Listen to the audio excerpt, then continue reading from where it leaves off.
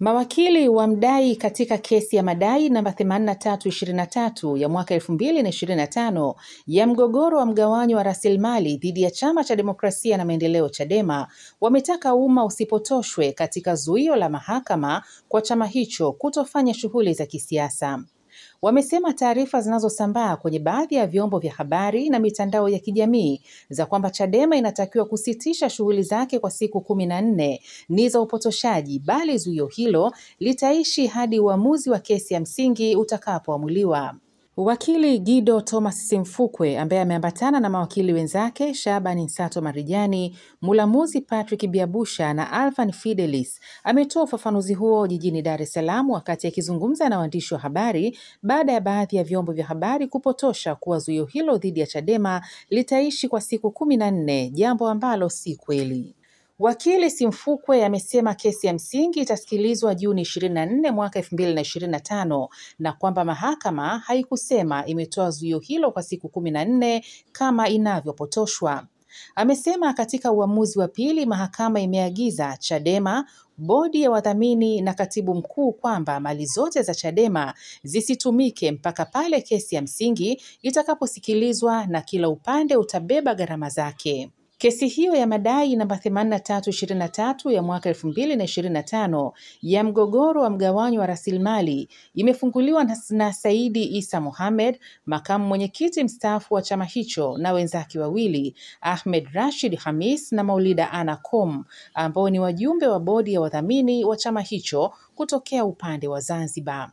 Wadaiwa katika kesi hiyo inayosikilizwa na Jaji Hamidu Mwanga ni bodi ya wadhamini wa Chadema ikiwa ni mdaiwa wa kwanza na katibu mkuu wa Chadema akiwa mdaiwa wa pili. Hizi pingamizi ziliposikilizwa pingamizi za kwao za pande zote mbili, Mheshimiwa Jaji akawa ameona kwamba pingamizi zilizoletwa na upande wa Chadema dhidi ya hawa wajumbe wa bodi ya wadhamini ilionekana kwamba kulikuwa kuna kasoro kwenye aya ya 16 ya kiapo.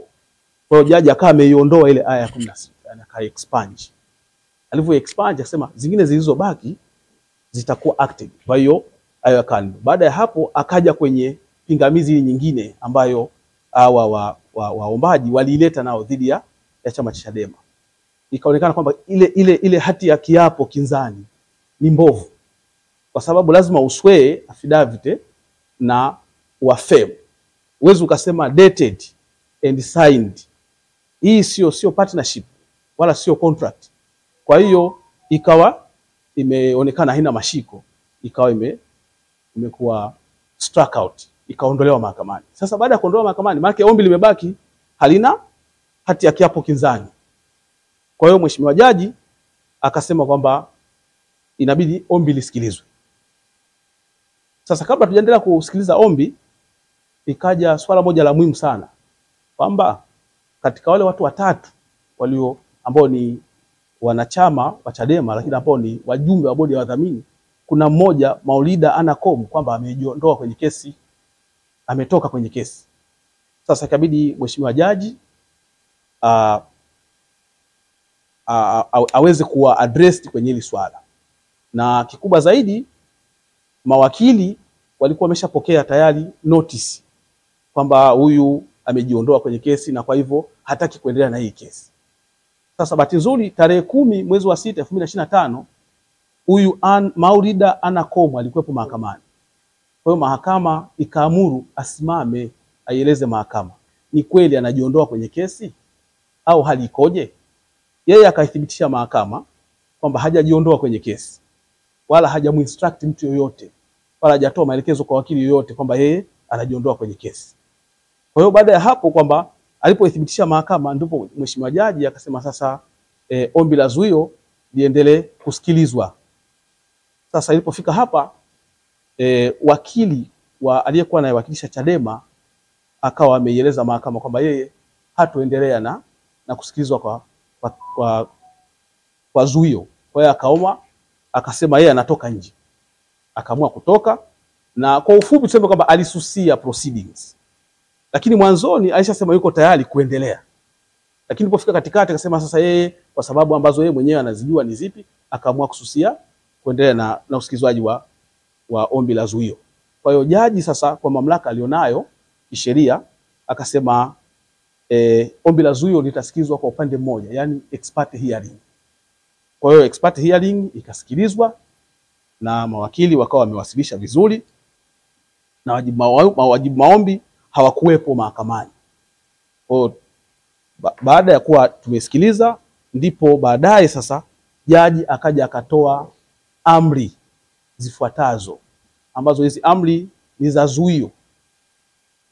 Amri ya kwanza ambayo mheshimiwa jaji aliitoa, alisema kwamba anazuia shughuli zote za chama cha demokrasia na maendeleo Chadema are restrained and prevented from organizing or participating in any and all political activities pending the determination of the petition. Yani anazuia mpaka hapo kesi ya msingi itakaposikilizwa. Hiyo ilikuwa ni amri ya kwanza ya mheshimiwa jaji. Amri ya pili, mheshimiwa jaji kwa ufupi aliwazuia the registered trustees wa chama cha maendeleo na Chadema na general secretary wa chama cha Chadema and their servants, wafanyakazi wao, workmen, agents or whatsoever purporting to act on the respondent's behalf. Akawazuia wasitumie assets of the party or properties. Kwa hiyo assets na mali zote za chama mheshimiwa jaji amezuia. Sasa amezuia mpaka lini? Mpaka hapo kesi ya msingi itakaposikilizwa na kutolewa maamuzi. Sasa tumeona hapa tupasisitize, na akasema kila upande utabeba gharama zake. Tumeona hapa tupasisitize kwa sababu ya kitu kimoja, kuna upotoshaji ambao unaendelea sasa hivi kwamba ili zuio limetolewa kwa muda wa siku 14. Lakini si kweli, zuio halijatolewa kwa muda wa siku 14. Zuio limetolewa mpaka hapo kesi ya msingi itakaposikilizwa na kutolewa maamuzi.